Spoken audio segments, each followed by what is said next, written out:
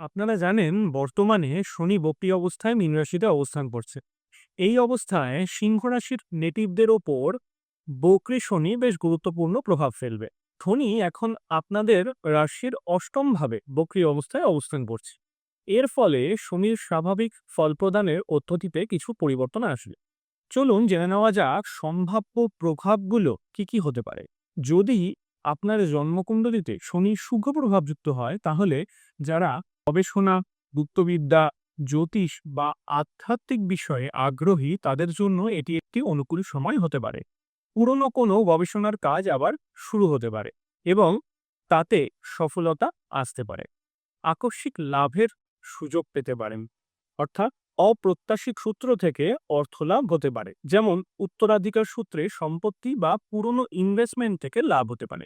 তবে এটি দেরিতে বা অনেক প্রচেষ্টার পর আসতে পারে।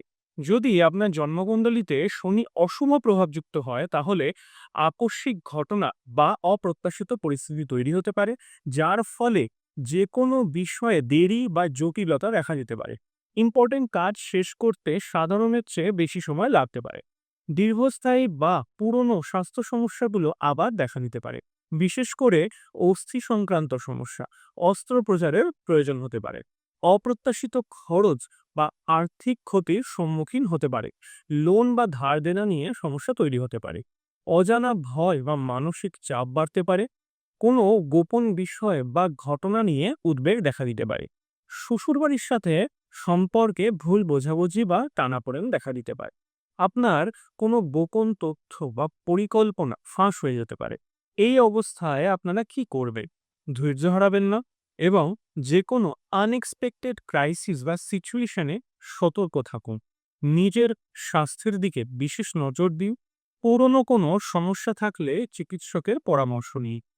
আর্থিক বিষয়ে সতর্ক থাকুন। অপ্রয়োজনীয় খরচ এড়িয়ে চলুন এবং টাকা ধার দেওয়া বা নেওয়ার ক্ষেত্রে সাবধান থাকুন। যদি গবেষণার কাজ করেন বা আধ্যাত্মিক বিষয়ে আগ্রহী হন, তাহলে এই সময়কে কাজে লাগানোর চেষ্টা করুন। কিন্তু লাইফে কোনো সিরিয়াস প্রবলেম ফেস করলে সমস্যার সমাধানে ও সঠিক বিশ্লেষণের জন্য একজন এডুকেটেড অ্যাস্ট্রোলজারের পরামর্শ নিন।